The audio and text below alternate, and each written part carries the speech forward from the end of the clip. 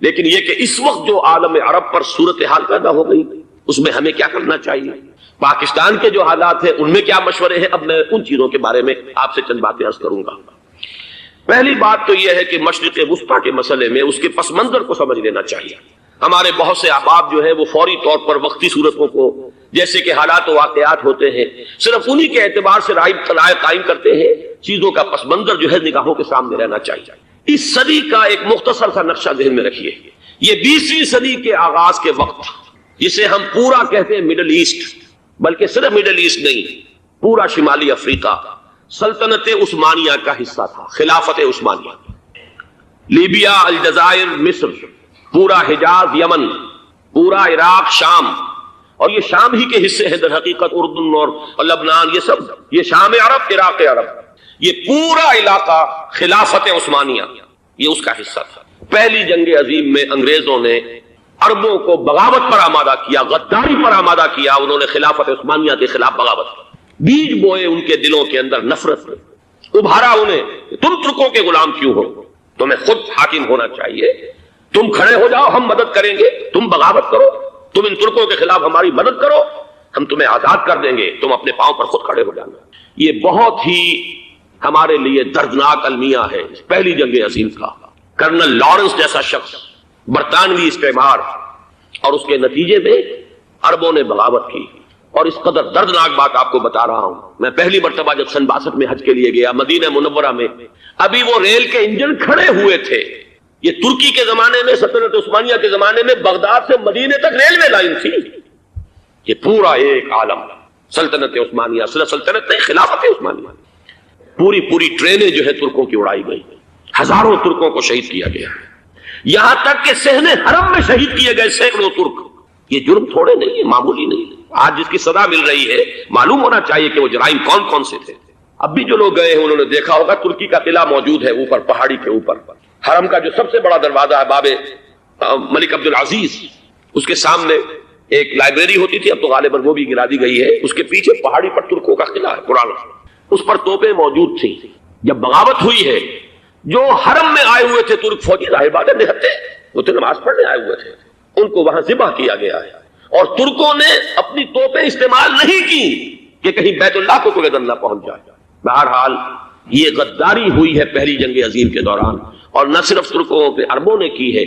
جیسا کہ میں نے کہا تھا، دو ہیں سب سے بڑے مجرم روئے ارضی کے اوپر امت مسلمہ کے طبقات۔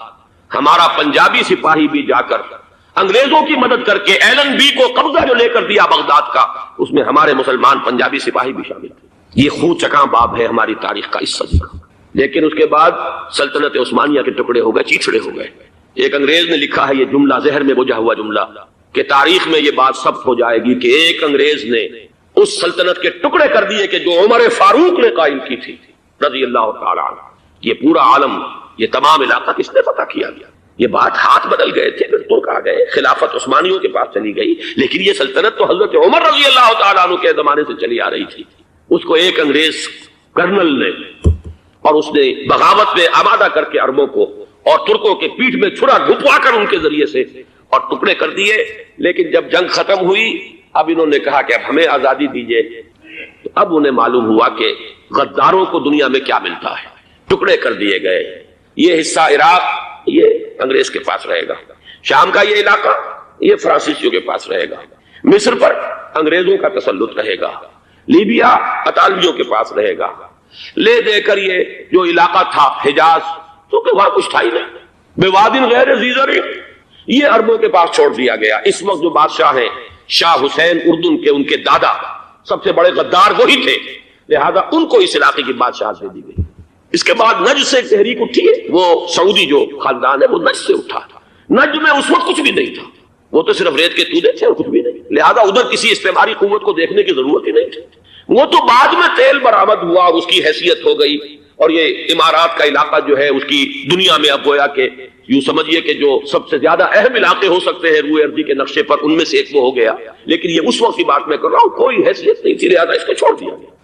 یہ ہے تاریخی پس منظر، یہ لکیریں جو کھینچی گئی ہیں یہ ایک ملت اسلامیہ کو جو قومیتوں میں تقسیم کیا گیا، پھر نعرے لگوائے گئے المصر للمصریین الشام للشامیین، اب شامی ایک علیحدہ قوم ہو چکے ہیں، مصری ایک علیحدہ قوم ہو چکے ہیں، عراقی ایک علیحدہ قوم ہو چکے ہیں۔ یہ ساری تقسیمیں استعمار کی پیدا کرنا ہے، اس کا کوئی تعلق اسلام کے ساتھ نہیں۔ اب ضرورت تو اس بات کی تھی کہ استعمار کے پنجے جب یہاں سے کچھ ہٹے، دوسری جنگ عظیم کے بعد ایک دور آیا، امریکہ ابھرا ہے دنیا کی عالمی سطح پر سیاست میں، اس کے ہاں کچھ آزادی کے تصورات تھے، اس نے بھی سپورٹ کیا۔ برطانیہ کمزور ہو چکا تھا، وہ اتنے بڑے علاقے کو اب ہولڈ نہیں کر سکتا تھا۔ ہندوستان بھی آزاد ہوا، پھر یہ کہ اور دوسرے علاقوں سے بھی اس کو پسپائی اختیار کرنی پڑی۔ استعمار کے پنجے جس طرح بھی ہوئے، ان کے سینوں سے، عربوں کے سینوں سے جو ہے گویا کہ وہ ہٹے، لیکن امریکہ نے ایک اپنی بہت بڑی حکمت عملی جو اختیار کی، عالم عرب کے سینے میں اسرائیل کا خنجر پیوست کر دیا تاکہ یہ کبھی آزاد نہ ہو جائیں، ہمارے انگوٹھے تلے رہے، ہماری پالیسی گورن کرے۔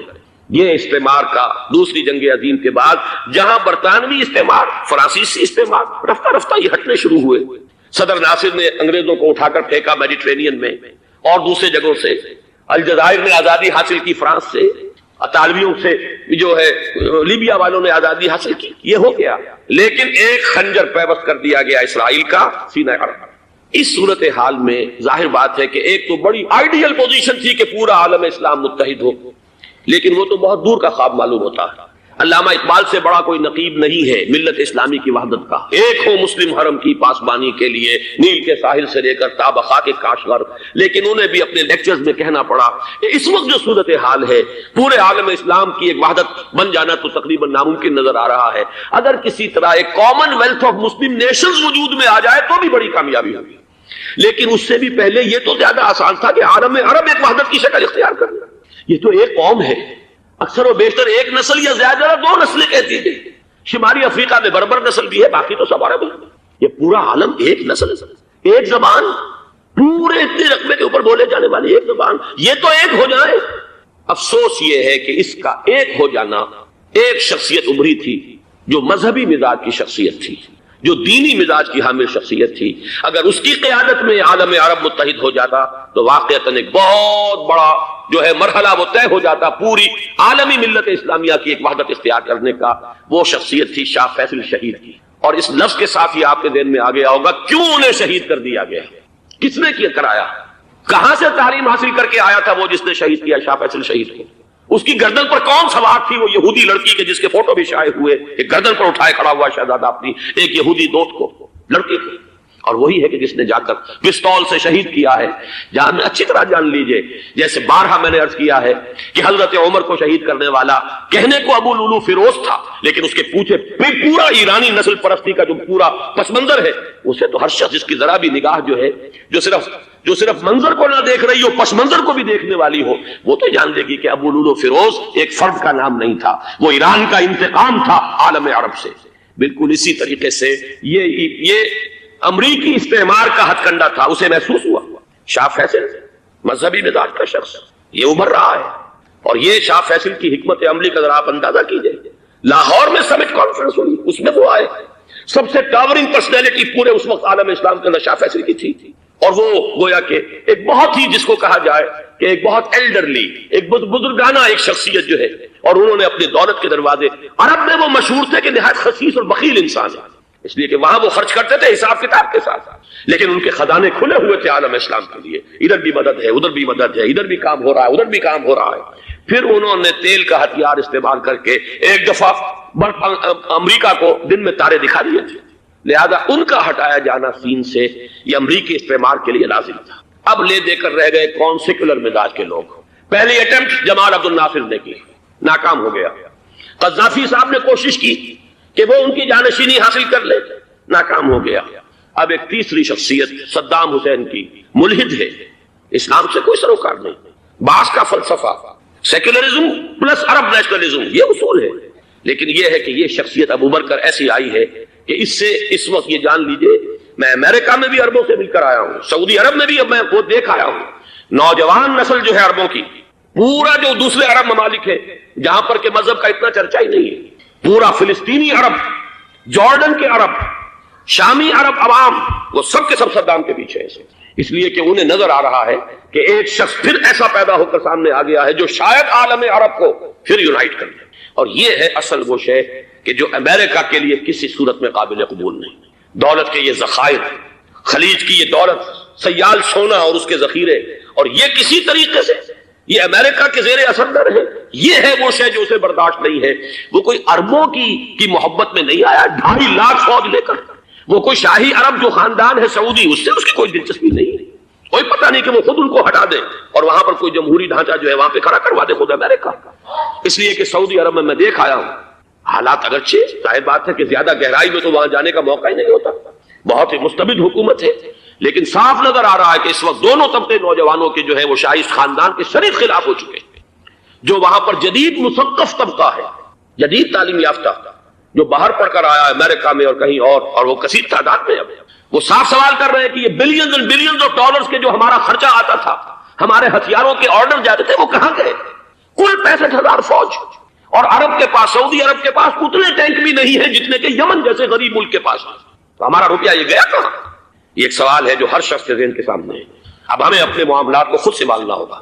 اسی طریقے سے جو مذہبی طبقہ ہے، اور وہاں ہے بڑی تعداد میں مذہبی طبقہ نوجوان جن میں بڑا جذبہ ہے، اور ان کا وہ جوش جہاد انہیں جہاد افغانستان تک لے کر آیا ہے۔ سینکڑوں عرب نوجوان یہاں جو ہے شہید ہوئے، اپنے ملک میں تو انہیں بولنے کی بھی کوئی امکان نہیں ہے، لیکن یہاں وہ جذبہ جو اندر اندر پروان چڑھ رہا ہے، وہ جذبہ انہیں لایا ہے، اور افغانستان کی سنگلاخ وادیوں کے اندر انہوں نے جام شہادت نوش کیا ہے۔ وہ طبقہ بھی شدید مخالف ہو چکا ہے کہ انہوں نے امریکیوں کو بلا کر، ان میں یہودی بھی ہیں، عیسائی تو ہے ہی ہے، یہودی ہیں، یہودی عورتیں ہیں، جو کچھ اب وہاں بے حیائی اور بے پردگی کے مناظر نظر آ رہے ہیں۔ یہ سرزمین عرب، میں نے امریکہ میں تقریر سنی ہے، اسنا کے جو فائنل ان کا ایک سیشن تھا، اسلامک سوسائٹی نارتھ امریکہ، جس میں میں مدعو کیا گیا تھا، اور اسی لیے میں نے یہ سفر کیا تھا۔ ایک نوجوان نے جو تقریر وہاں پر کی ہے، واقعہ یہ ہے کہ میں حیران رہ گیا اس کی جرأت کا۔ اس نے کہا کہ حضور نے فرمایا تھا کہ جزیرہ نما عرب میں 2 دین جمع نہیں ہو سکتے، اور آج شاہی خاندان کی صرف اپنی حکومت کو بچانے کے لیے امریکیوں کو اتنی بڑی تعداد میں بلا لیا گیا ہے، جن میں موبائل چرچ بھی ہیں، موبائل سینیگوگز ہیں، یہودی مرد اور عورتیں جو ہے دندناتے پھر رہے ہیں آج عرب کی سرزمین پر۔ لہذا جو مذہبی طبقہ ہے وہ اس پر شدید رد عمل جو ہے اس کے اندر پایا جاتا ہے۔ یہ حالات ہیں جو میں آپ کے سامنے چاہتا تھا کہ رکھوں۔ یہ وہ شامت اعمال ہے۔ ایک طرف یہ کہ وہ شخصیت جو ہے صدام حسین کی، وہ کوئی پسندیدہ شخصیت نہیں، لیکن یہ کہ اس شخصیت کو تقویت دینے والے بھی تو یہی لوگ تھے۔ انہیں خطرہ تھا ایران کے انقلاب سے کہ کہیں اسی قسم کا کوئی انقلاب ہمارے ہاں نہ آ جائے، لہذا انقلاب ایران کو ایکسپورٹ نہ ہونے دے، اس لیے انہوں نے اسی صدام حسین کو بلینز اور بلینز آف ڈالرز کی مدد دی۔ آج وہی ہے، عربی کی تو ایک کہاوت بھی ہے، سم من کلبک، یا کو لوگ اپنے کتے کو کھلا پلا کے موٹا کرو، کسی روز تمہیں کو کاٹے گا۔ آج وہ تو انہیں کاٹ رہا ہے، لیکن یہ کہ اس کا جو علاج تجویز ہوا ہے وہ انتہائی خوفناک ہے۔ 2.5 لاکھ امریکی، وہ استعمار کے پنجے جو بمشکل عالم عرب کے سینے سے جو گڑے ہوئے تھے اس استعمار نے، مشکل ہٹے تھے کہ ایک دم اب وہاں پر خبریں آ رہی ہیں، فرانسیسی بھی آ رہے ہیں، برطانوی بھی آ رہے ہیں، کہاں کہاں سے فوجیں آ رہی ہیں، اور وہاں پر 2.5 لاکھ تو صرف امریکن آرمی کا، اس میں تقریباً 1.5 لاکھ تو پہنچ چکی، اور جو بھی ہوگا وہاں پر جیسا کہ میں نے عرض کیا ہے اس قدر خوفناک سین ہے۔ میں نے بہت سے حضرات واقف ہوں گے، کئی مرتبہ میں نے حوالہ دیا ہے مولانا سید حامد میاں رحمہ اللہ کا، انہوں نے ایک دفعہ مجھے بتایا تھا کہ احادیث میں جو قرب قیامت کے حالات و واقعات کی پیشن گوئیاں ہیں، ان میں یہ ہے کہ وہ جو آخری جنگ ہونی ہے جو کہ دجال کے خلاف ہوگی مسلمانوں کی، اور جس میں کہ حضرت مسیح علیہ السلام کا نزول ہوگا، جس کے سلسلے میں اس سے پہلے ایک جنگ ہوگی بہت خوفناک، بہت خوفناک۔ اور عجیب الفاظ ان کے یہ تھے کہ اس میں ایک طرف مسلمان اور عیسائی اور یہودی تینوں ہوں گے۔ یہ بات سمجھ میں نہیں آتی تھی کہ مسلمان اور یہودی ایک جگہ کیسے جمع ہو سکتے ہیں۔ آج وہ نقشہ نظر آ گیا، آج اسرائیل، امریکہ، سعودی عرب اب یہ ایک ہے، بلکہ چلتے آئیے مصر، اسرائیل، سعودی عرب اور جو بھی ان کے حواری ہیں وہ سب ایک سب میں کھڑے، اور ان کے اوپر سیادت کس کی ہے؟ امریکہ کی۔ وہ نقشہ آ گیا ہے، اور اس جنگ کے سلسلے میں مولانا حامد میاں رحمہ اللہ نے مجھے بتایا تھا کہ حدیث میں الفاظ آئے ہیں، اتنے لوگ ہلاک ہوں گے، اتنے لوگ ہلاک ہوں گے، اتنے لوگ ہلاک ہوں گے کہ ایک پرندہ سینکڑوں میل تک اڑتا ہوا چلا جائے گا اور اسے سوائے لاشوں کے اور کچھ نظر نہیں۔ یہ نقشہ خاکم بدہن تلا ہوا ہے، کھڑا ہوا ہے۔ جو بھی ہوگا کیمیاوی جنگ، کیمیاوی وارفیئر، کیمیکل وارفیئر، اور پھر ایٹمک وارفیئر، جس کی کھلی دھمکیاں دی جاتی ہیں. کبھی کوریا کے بارے میں اندیشہ تھا کہ یہ درندے خدا کی دھرتی کو، کوریا کی غریب بستی کو ناگاساکی بنا کے چھوڑیں گے، ہیروشیما بنا کے چھوڑیں گے. آج وہ صورتحال جو ہے عالم عرب پر، heart of the Arab land, اس پر یہ صورتحال بالکل تلی کھڑی ہے. اس میں ہمیں کیا کرنا چاہیے؟ میں نے یہ چاہا کہ پورا پس منظر آپ کے سامنے، صرف وقتی سا کوئی ایک نعرہ، وقتی سی کوئی ایک خبر، اس کے حوالے سے ایک جذبات کا معاملہ، پورا ایک پس منظر سامنے رکھیے. اب وہ آپ کو شاید میری باتیں جو ہے وہ سمجھ میں آ جائیں. نمبر ایک، ہمیں کسی صورت اس جنگ میں امریکہ کے گھڑے کی مچھلی نہیں بننا چاہیے. امریکہ اسلام کے تحفظ کے لیے نہیں آیا، امریکہ حرمین کی حفاظت کے لیے نہیں آیا، امریکہ اپنے مفادات، عالمی مفادات کے تحفظ کے لیے آیا، اور زیادہ سے زیادہ آپ کہہ سکتے ہیں کہ وہ سعودی شاہی خاندان کی حفاظت کے لیے آیا. اور بڑا عمدہ مضمون چھپا تھا پچھلے، بلکہ ابھی تک تو وہ تازہ ہی ہے جب تک نیا نہیں آتا، ندا میں، جس کا عنوان تھا اربوں کا چھرا اور اربوں کا گدا. سارے پیسے بھی انہیں سے لے رہے ہیں. $12 بلین کا ایک چیک لے کر گیا جیل بیکر. اندازہ تو کیجیے دنیا کہاں سے کہاں پہنچ گئی. محو حیرت ہو کہ دنیا کیا سے کیا ہو جائے گی. 2 ماہ قبل اس کا تصور نہیں ہو سکتا تھا. اتنی بڑی قوت امریکہ کی، تباہ کن قوت، اور جمع ہو جائے گی عرب کے اندر. لیکن یہ کہ وہ کاسٹ بھی اربوں ہی کی ہوگی، انہی کا چھرا انہی کا للا. ہمیں کرنا یہ چاہیے، اللہ تعالیٰ ہماری حکومت کو، ہمارے سیاستدانوں کو، ہمارے ذمہ دار لوگوں کو ہدایت دے، وہ امریکہ کے گھڑے کی مچھلی نہ بنے. اس کے تحفظ کے لیے یا شاہی خاندان کی حفاظت کے لیے بہت کچھ انہوں نے عیش کر لیے، کافی عیش کر لیے. باقی یہ کہ اب جو کچھ ہونا ہے وہ ہونا ہے. حرمین شریفین کو تو خود عرب کے لوگ کہتے ہیں کہ کوئی خطرہ نہیں ہے. سارا جھگڑا تو وہ تیل کی دولت کا ہے. وہ تیل کی دولت جو ہے وہ شمال مشرقی کونے کے اندر ہے. بلکہ یہ کہ جو رد عمل پیدا ہوا عالم اسلام میں اور سعودی عرب میں، خود اس کے مذہبی نوجوانوں میں امریکی فوجوں کی آمد کے خلاف اس کا جواب دیا گیا رابط عالم اسلامی کی طرف سے کہ یہ جو بھی جنگ کا محاذ ہے، جو فوجیں ہیں، یہ حرمین سے تو 1500 کلومیٹر دور ہے. تو حرمین کو تو کوئی خطرہ نہیں ہے. خطرہ ہے امریکہ کے عالمی مفادات کو. آج آپ کو معلوم ہے دنیا 2 طبقوں میں بٹی ہوئی ہے، دی رچ اینڈ دی پور. یہ جو اقوام ہیں، جو 6-7 قومیں شمار ہوتی ہیں دنیا کی دولت مند قومیں، ان کے لیے خطرہ ہے کہ یہ اگر ہم ان کا جو سب سے بڑا ذریعہ ہے اس کا صنعت کا، یہ تیل، اگر اس کو کچھ ہو گیا تو ان کی سب کی اکانومی جو ہے وہ ایک دم دھڑام سے زمین پر آ جائے گا. وہ بھی برابر ہو کر رہ جائیں گے دنیا کے دوسرے ملکوں کے. یہ اس کی حفاظت کے لیے آیا. ہمارے نوجوان کو آج میں سوچتا ہوں کاش کہ ہمیں معلوم ہو، ہمیں وہ تاریخ دہرانی نہیں چاہیے کہ ہم نے پہلی جنگ عظیم میں انگریزوں کے استعمار کے پنجے گڑوانے کے لیے اپنی جانیں دی. پنجاب کا نوجوان، پنجاب کا مسلمان سپاہی بھی جا کر ایلن بی کو قبضہ دلوانے کے اندر اور بغداد پر قبضہ کرانے میں اس کے تعاون کیا، اس کی مدد کی. کیا آج بھی وہی تاریخ اپنے آپ کو دہرائے گی؟ آج ہمارا فوجی جائے گا وہاں پر امریکہ کے تحفظ کے لیے، اس کے مفادات کے تحفظ کے لیے. پہلی بات یہ کہ یہ ہرگز نہیں ہونا چاہیے. ہونا کیا چاہیے؟ پہلی کوشش یہ ہو کہ یہ بین الاسلامی معاملہ بنے، مسلمان امت آئے، امریکی فوجی جائیں، فرانسیسی جائیں، برطانوی جائیں. ہاں اس صورت میں کہتا ہوں پاکستان کا ایک ایک بچہ وہاں جائے اور اپنی جان قربان کر دے، اس لیے کہ یہ قرآن کا حکم ہے. وَإِن طَائِفَتَانِ مِنَ الْمُؤْمِنِينَ اقْتَتَلُوا فَأَصْلِحُوا بَيْنَهُمَا فَإِن بَغَتْ إِحْدَاهُمَا عَلَى الْأُخْرَى فَقَاتِلُوا الَّتِي تَبْغِي حَتَّى تَفِيءَ إِلَىٰ أَمْرِ اللَّهِ فَإِن فَاءَتْ فَأَصْلِحُوا بَيْنَهُمَا بِالْعَدْلِ وَأَقْسِطُوا إِنَّ اللَّهَ يُحِبُّ الْمُقْسِطِينَ. امت مسلمہ کو حکم دیا گیا ہے اگر مسلمانوں کے 2 گروہ لڑ پڑے تو تم صلح کراؤ، اور اگر ایک فریق زیادتی پر تلا رہے، اڑا رہے، تو اب سب مل کر اس سے جنگ کرو یہاں تک کہ اسے اللہ کے حکم کے آگے جھکا دو. پھر اگر وہ اللہ کا حکم مان لے، صلح پر آ جائے، تو پھر عدل و قسط کے ساتھ ان کے درمیان صلح کرا دو. یہ ہمیں حکم ہے، مسلمانوں کو حکم ہے. لیکن یہ کہ یہ امریکی آ رہے ہیں اور امریکی استعمار اور امریکی مفادات، اور اس کے لیے جو ہے پاکستان کا مسلمان سپاہی بھی جائے، میرے نزدیک کی کسی صورت میں صحیح نہیں. مطالبہ بھی ہو رہا ہے. آج ہی غالباً ایک انٹرویو آیا ہے، شاہ حسین کے بھائی جو ہے حسن بن طلال، انہوں نے بھی یہی کہا ہے کہ اس کو مسلمانوں کو آپس میں اس معاملے کو طے کرنا چاہیے، اس قضیے کو امریکی فوجوں کو یہاں سے فوراً واپس جانا چاہیے. اور یہی بات میں یقیناً تائید کروں گا، تحسین کروں گا. یہی موقف ایران کا ہے. ایران عراق کے خلاف جو UN کے سینکشنز ہیں، کہتا ہے ہم اس کی پابندی کریں گے، لیکن امریکہ کو یہاں سے نکلنا چاہیے. یہ مسلمانوں کا اپنا معاملہ ہے، وہ آپس میں طے کریں.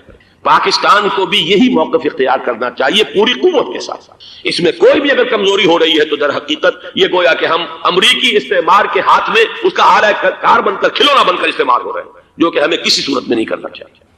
اگر یہ بھی ناکافی ہو تو دوسرا ایک اور مسئلے کا حل موجود ہے اس سے براڈر سطح پر، کہ غیر جانبدار ممالک اگر کوئی ہے ان کو بھی اس قضیے کے اندر شامل کیا جائے. ایک تحریک تھی کسی زمانے میں، کافی بڑی تھی، لیکن یہ کہ وہ بھی اگر اس کے اندر شامل ہو جائیں. لیکن رشیا، یہ تو ظاہر بات ہے سپر پاورز ہیں، ان کے مفادات ہیں، عالمی اور گلوبل مفادات ہیں، لہذا اول تو یہ ہونا چاہیے کہ بین الاسلامی معاملہ بنا کر اس صورت میں جیسا کہ میں نے عرض کیا ہماری پوری فوج بھی جائے اللہ پر توکل کر کے، پاکستان کا محافظ اللہ ہوگا، اگر اللہ کے ایک حکم کے اوپر عمل کرتے ہوئے مسلمان یہاں سے جائیں اور جا کر وہاں پر جو ہے اپنی جانیں دینے کو تیار ہو جائیں، لیکن اگر یہ اس میں بھی کافی نہ ہو تو جو بھی غیر جانبدار ممالک ہیں ان کو بھی اس معاملے کے اندر شریک کیا جا سکتا ہے۔ بدرجہ آخر اگر پاکستانی فوج جائے وہ صرف حرمین شریفین کے گرد و نواح میں ان کو ڈپلوائے کیا جانا چاہیے۔ اگر خدا نہ خواستہ وہاں پر کوئی آنچ آنے کی شکل پیدا ہو جائے تو اس کی اے ارض پاک تیری حرمت پہ کٹ مرے ہم،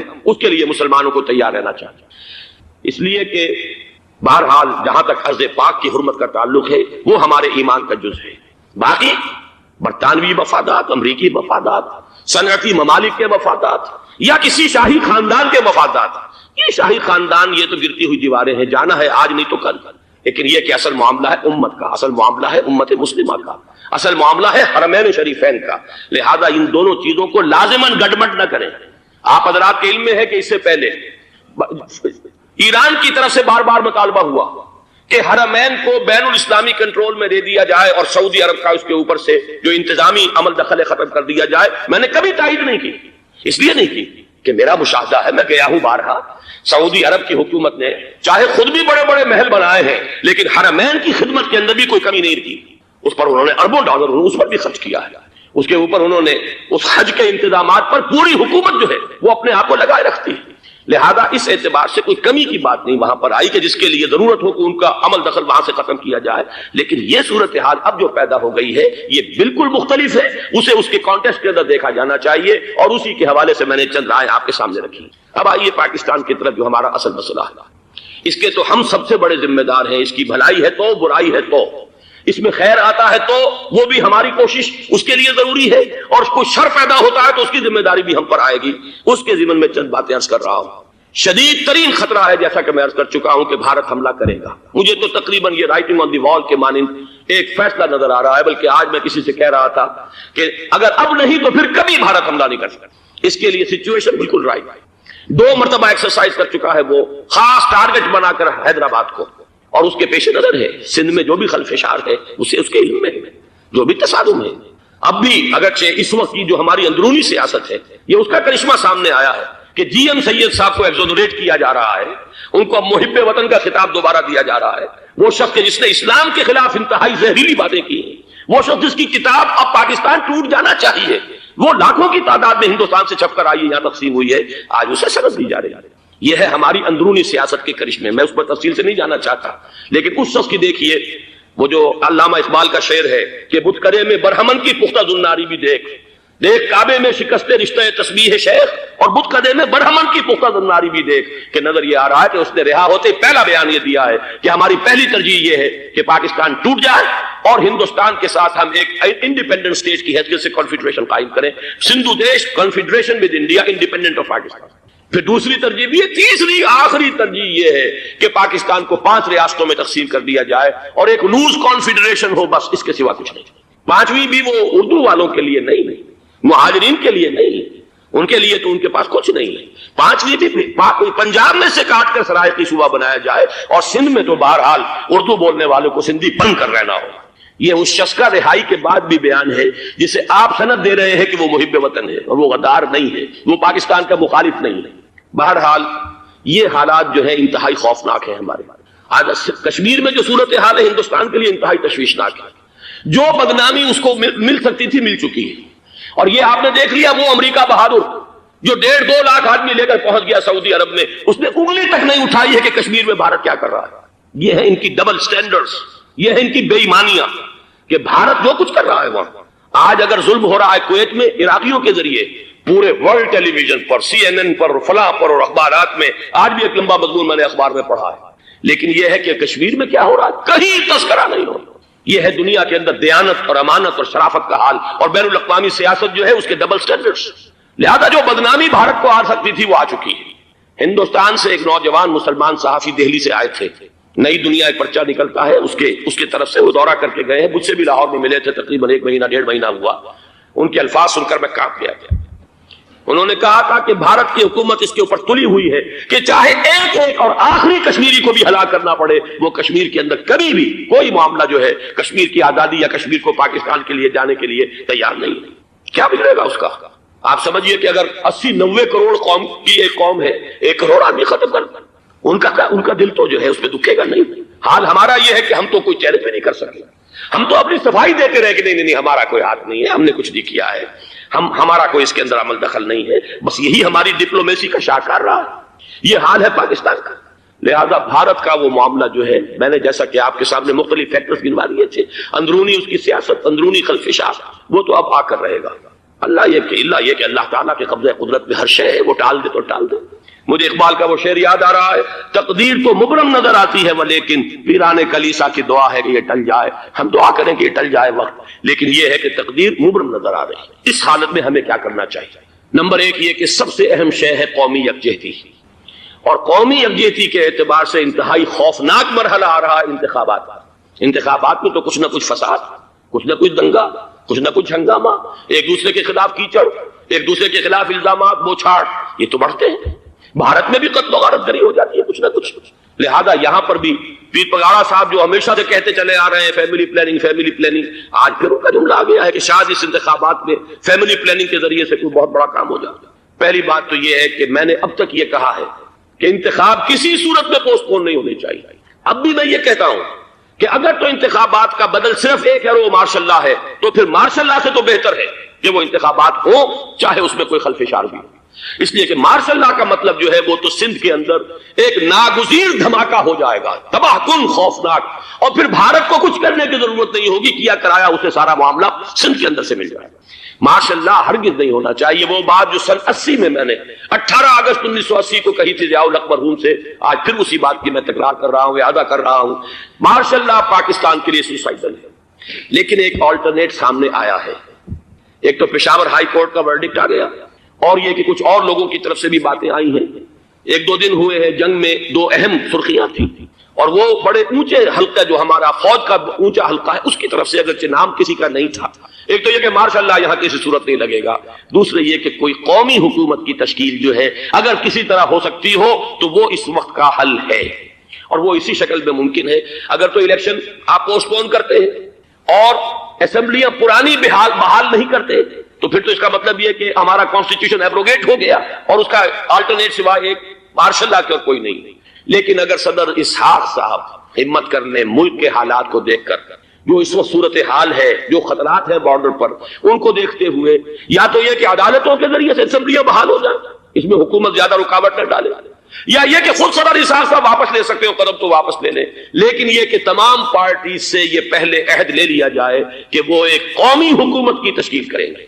یہ وہ بات ہے، آپ کو یاد ہوگا مرزا اسلم بیگ صاحب، انہوں نے بالکل شروع میں سن 88 کے الیکشن کے بعد کہا تھا کہ نیشنل گورنمنٹ فارم کی جانی چاہیے۔ اس وقت تو کسی نے دھیان نہیں دیا، پیپلز پارٹی بڑے نشے میں تھی، اس کو خاص طور پر سندھ میں جس طرح کا واک اوور ملا تھا اس کا ایک نشہ تھا اس کے دماغ پر، اس لیے وہ سوچنے پر تیار نہیں ہوئی۔ لیکن یہ کہ وہ جو ایک فارسی میں کہا جاتا ہے کہ ہرچہ دانا کنت کنت نادا لیک وعدس خرابی بسیار، اب اس خرابی بسیار کے بعد بھی اگر عقل آ جائے اور ایک نیشنل گورنمنٹ بنائی جا سکے اور اس کے حوالے سے الیکشن کو پوسٹ پون کیا جا سکے تو میرے نزدیک یہ رائے پوری قوت کے ساتھ دی جانی چاہیے، پیش کی جانی چاہیے، اس لیے کہ الیکشن اس وقت جس خلفشار کا سبب بن جائے گا، ذریعہ بن جائے گا، اس کو تو گویا کہ اور بھارت کے جو گھناونے عزائم ہیں ان کو اور تقویت دینے کا سبب اور ذریعہ بن جائے گا۔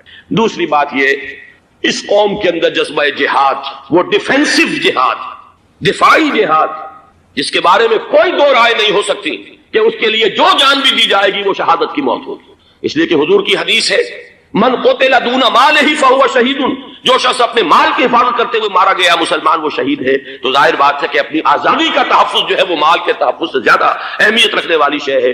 ایک جذبہ جہاد پیدا کیا جائے اور ایک پیپلز آرمی یہاں پر کھڑی کی جائے، عوامی فوج صرف نہیں کر سکے گی تحفظ جب تک کہ پوری قوم جو ہے وہ فوج کی شکل اختیار نہ کر لے۔ لیکن ظاہر بات ہے کہ اس کا بھی امکان اسی صورت میں ہوگا جبکہ کوئی ایسی حکومت وجود میں آ گئی ہو کہ جس میں اپوزیشن اور گورنمنٹ کا جھگڑا جو ہے وہ اوپر نہ چل رہا ہو، وہ آپس کی محض آرائی نہ ہو، تبھی کوئی پیپلز آرمی جو ہے اس کا تصور جو ہے سامنے آ سکتا ہے۔ اللہ تعالیٰ توفیق دے کہ ہم اس کو بھی کر سکتے ہیں۔ آخری بات، آج میں سوچ رہا تھا کہ حضور کو اللہ تعالیٰ نے 2 تلواریں دے کر بھیجا تھا، ایک تلوار قرآن، جاہدہم بہی جہادا کبیرا، اے محمد یہ ہے آپ کی تلوار، اس کے ذریعے جہاد کیجئے، قلع کما کیجئے جاہلیت قدیمہ کا بھی، قلع کما کیجئے جاہلیت جدیدہ کا بھی، اور یہ بے یقینی کر کو رفع کیجئے، ایمان پیدا کیجئے۔ یہ ہے کہ جو آج ہمارے پاس وہ جہاد بالقرآن کے حوالے سے ہے۔ اور دوسرا ہتھیار تھا دین حق، هو الذی ارسل رسولہ بالہدی ودین الحق لیظہرہ علی الدین کلہ۔ وہ نظام عدل اجتماعی، وہ جو واقعہ یہ ہے کہ اگر اس کا نمونہ دنیا کو دکھا دیا جائے تو پوری دنیا اسے قبول کرے گی، اس لیے کہ دنیا تو پیاسی ہے، دنیا مختلف نظاموں کو ٹرائی کر کے تھک چکی ہے۔ اس نے جمہوریت کا تجربہ بھی کر لیا ہے، جس نے سرمایہ داروں کی آمریت کی شکل اختیار کر لی۔ دنیا نے کمیونزم کا تجربہ بھی کر لیا ہے، وہاں سے بھی پسپائی اختیار کر رہی ہے نوع انسانی۔ لیکن یہ کہ وہ نظام عدل اجتماعی تو ہمارے پاس تھا۔ پچھلے سال آپ کو یاد ہوگا یہاں پر دسمبر کے مہینے میں اس کے اوپر سیمینار ہوئے تھے، سیاسی نظام، معاشی نظام، معاشرتی نظام، اخلاقی نظام، وہ پورا نظام زندگی جو ہے وہ ہمارے پاس ہے، جس کے لیے یہ ملک لیا گیا تھا، اسلامی انقلاب برپا کر کے، اور یہاں پر اس دین کو قائم کیا جائے۔ میں چند باتیں بھارت کے حوالے سے کہنا چاہتا ہوں۔ بھارت کے سلسلے میں ہم سے بہت بڑی بڑی کوتاہیاں ہوئی ہیں ہندو قوم کے حوالے سے۔ پہلی کوتاہی یہ ہوئی کہ ہم نے 800 یا 1000 برس تک حکومت کی، اگرچہ صوفیاء نے کچھ تبلیغ کی یہاں پر، لیکن علمی سطح پر، انٹلیکچوئل لیول پر کوئی تبلیغ کا کام نہیں کیا۔ ہندوؤں کی جو اعلیٰ ذات کے لوگ ہیں، اور ہندو ذہن ہے فلسفیانہ ذہن، اس فلسفیانہ ذہن کو ہم نے کبھی سمجھنے کی کوشش نہیں کی، اس تک ہم نے دین کی دعوت کو نہیں پہنچایا۔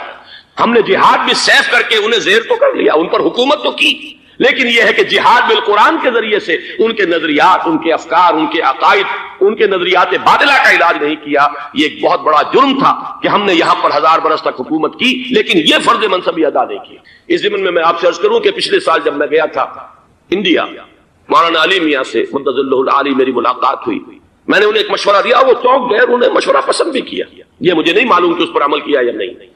میں نے ان سے عرض کیا کہ آپ ندوۃ العلماء میں سنسکرت کی تعلیم لازم کر دیں، تاکہ یہاں کا عالم دین جو نکلے وہ ہندو جو مذہب کی کتابیں ہیں ٹاپ کی امہات کتب، ان کو بھی سمجھ سکتا ہو۔ جب تک آپ ہندو ذہن کو نہیں سمجھیں گے، اسلام اس کے سامنے پیش نہیں کر سکتے۔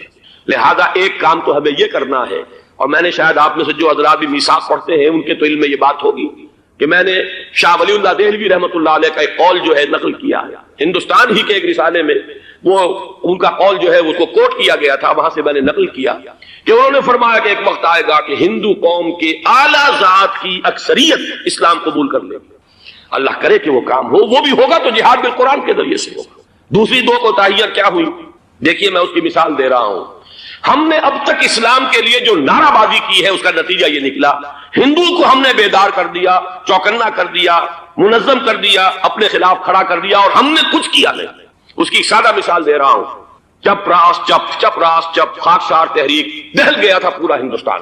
واقعہ یہ کہ دہل گیا تھا وہ تحریک، تو اس کے بعد ختم ہوئی، اب آثار قدیمہ میں کہیں رکھی ہوئی ہے، لیکن ہندو نے اس وقت سے RSS شروع کی، ہندو کو جگہ دیا۔ RSS جوابی تحریک تھی خاکسار تحریک کے مقابلے میں، اور وہ 60 برس ہو گئے مسلسل کام کر رہے ہیں، وہ تحریک موجود ہے، اور اب وہ بہت بڑی فارمیڈیبل فورس بن چکی ہے ہندوستان کے اندر۔ اسی طرح دوسری بات عرض کر رہا ہوں، ہمارے ہاں اسلام کا نعرہ، اسلامی نظام، اسلامائزیشن، حکومت، قانون، یہ پہلے تو لگا کرتا تھا اپوزیشن کے پلیٹ فارم سے۔ 11 برس جو تھے ہمارے مرحوم ضیاء الحق صاحب کے، وہ ایوان حکومت سے یہ نعرہ لگا۔ نتیجہ یہ نکلا ہندوستان میں رام راشٹر کی تحریک کھڑی ہو گئی جوابی رد عمل کے طور پر۔ ہم نے تو کچھ کیا بھی نہیں، سوائے کچھ کاسمیٹک تبدیلیاں، کچھ اوپر کی تبدیلیاں، کچھ رنگ و روغن، کچھ عید میلاد النبی زیادہ شوق سے اور زیادہ شان سے بنانی شروع کر دی، کچھ اور ہم نے اس طرح کے جو ہے وہ تقریبات کا آغاز کر لیا۔ باقی وہ اسلام کا نظام، وہ نظام تو ہم نے قائم نہیں کیا۔ میں نے جو حضرات واقف ہیں مجھ سے، انہیں یاد ہوگا یہ کہ میں سن 80 میں پہلی مرتبہ بھارت گیا تھا، پاکستان بننے کے بعد۔ سن 47 نومبر میں نے کراس کیا تھا from East Punjab to West Punjab, Pakistan آیا، خون اور خاک آگ کے دریا عبور کر کے۔ 33 برس کے بعد میں گیا تھا واپس ہندوستان، پہلی مرتبہ سن 80 میں۔ واپس آ کے جو میں نے تقریر کی تھی اس کے چند چیزیں یاد ہوں گی بہت سے حضرات کو۔ میں نے کہا تھا میں نے 2 چیزیں بڑی اچھی دیکھی ہندوستان میں، جس سے ہندوستان میں مسلمانوں اور اسلام کے مستقبل کے بارے میں جو بہت زیادہ اندیشے اور خطرے تھے وہ دور ہو گئے۔ ایک یہ کہ ہندوستان میں بھی کوئی ایک نیشنلزم پیدا نہیں ہو سکا، بلکہ ریجنلزم ہے، علاقائیت ہے، لوگوں کے ذہن کے اندر علاقائیت ہے۔ اگر ایک مرکزی نیشنلزم پیدا ہو جائے تو بھارت بہت بڑی طاقت بن جائے گا۔ پورے علاقے کے لیے بہت بڑا خوف خطرہ بن جائے گا۔ دوسری بات میں نے عرض کی تھی کہ اللہ کا شکر ہے کہ ہندو مذہب کا کوئی ریوائول وہاں نہیں ہوا۔ بائی اینڈ لارج انڈین ہندو جو ہے وہ سیکولر ذہن کا ہے، مذہب کا احیاء وہاں نہیں ہوا۔ یہ سن 19 کی بات میں کہہ رہا ہوں، اس لیے کہ مذہب کا اگر احیاء وہاں ہو جائے تو مسلمان کے لیے بڑے خطرے کی بات ہو جائے گا۔ لیکن آج میں آپ سے عرض کر رہا ہوں 1990 میں 10 برس کے بعد یہ جو 11 برس تک ہمارے ہاں اسلام کی رٹ لگی ہے، نتیجتاً اب وہاں ملیٹنٹ ہندو ریوائولزم ایک بہت بڑی قوت بن کر آ چکا ہے۔ ہم نے کچھ کیا بھی نہیں، نعرے لگائے، اور وہاں بی جے پی اب اگلے الیکشن کے اندر وہ یقین رکھتی ہے کہ اس کی حکومت ہوگی۔ اس وقت بھی بی پی سنگھ کی حکومت جو ہے اسی کے بل پر کھڑی ہے۔ میری ملاقات ریاض میں ایک ہوئی ہے مراد آباد کے نوجوان سے، اور گفتگو کے آخر میں وہ رو پڑا کہ ہم ہندوستانی مسلمان کیا کریں، ہم تو ایک ایسی صورتحال سے دوچار ہو گئے ہیں کہ کوئی صورت ہمیں نظر نہیں آئی۔ بچاؤ 30 اکتوبر کی ڈیٹ دی ہوئی ہے وی ایچ پی نے، وشوا ہندو پریشد جو ہے وی ایچ پی، اس کے دے رکھی ہے کہ ہم نے ہر صورت کچھ بھی ہو جائے، اور ایسے ایسے طریقے ان کے ہیں۔ وہ پہلے اینٹیں انہوں نے روانہ کرنی شروع کی تھی، اس کے بعد اب یہ ہے کہ ایک ایک گاؤں سے ایک ایک آدمی آئے گا، 30 لاکھ گاؤں سے ایک ایک آدمی چل کر آئے گا، اور وہ جب پہنچیں گے تو کوئی ان کے اوپر چونکہ ایک ایک آدمی چل کر آ رہا ہوگا، کوئی دفعہ 144 حکومت کی نہیں لگ سکے گی، اور ہم جب اتنے لوگ جمع ہو جائیں گے لا محالہ ہم نے وہ مندر جو ہے تعمیر کرنا ہے اور وہ مسجد گرا دینی ہے۔ اور ادھر مسلمان جو ہے آخری طور پر طے کیے ہوئے ہیں کہ چاہے ہم سب کٹ مریں لیکن ہم یہ مسجد گرنے نہیں دیں گے۔ خدا نہ خواستہ یہ صورتحال اگر بالفعل ہو جاتی کنفنٹریشن، اس وقت تو پھر بھی جو حکومت یو پی کی ہے وہ کچھ نہ کچھ مسلمانوں کا ساتھ دے رہی ہے، لیکن یہ کہ بے بس ہوتے کوئی دیر نہیں لگے گی۔ اگر لاکھوں لوگ جمع ہو جائیں اس شہر کے اندر، ایودھیا کے اندر، تو ظاہر بات ہے ہر حکومت گھٹنے ٹیکنے پر مجبور ہو جاتی ہے۔ 50,000 اہل تشیع نے ضیاء الحق صاحب کے گھٹنے ٹکوا دیے تھے، داغ رگڑوا دی تھی، اور وہ جو آرڈیننس تھا زکوٰۃ آرڈیننس اس میں ترمیم کروا دی تھی۔ کیا ہوگا؟ نہایت خوفناک صورتحال ہے۔ لیکن اگر ہم یہاں اسلام صرف نام نہ ہو عملاً قائم کر کے دکھا دیں، مجھے یقین ہے کہ خود ہندو اسے قبول کرے گا۔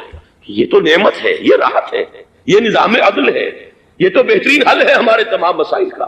لیکن یہ کہ اگر ہم نے وہ کام نہ کیا، وہ اسلامی انقلاب کی طرف پیش قدمی نہ کی، وہ جاہدہم بہ جہادا کبیرہ کے ذریعے سے ایمان، اور ایمان کے ساتھ اس کا لازمی نتیجہ وہ ایک جد و جہد، انقلابی جد و جہد، اور اس کے نتیجے میں پاکستان میں اسلامی انقلاب لا کر اسلام کے نظام عدل اجتماعی کو قائم کرنا، یہ ہے دوسرا کرنے کا اصل کام، اور یہ ہے در حقیقت کہ جو ہمارے تمام مسائل کا حل ہے۔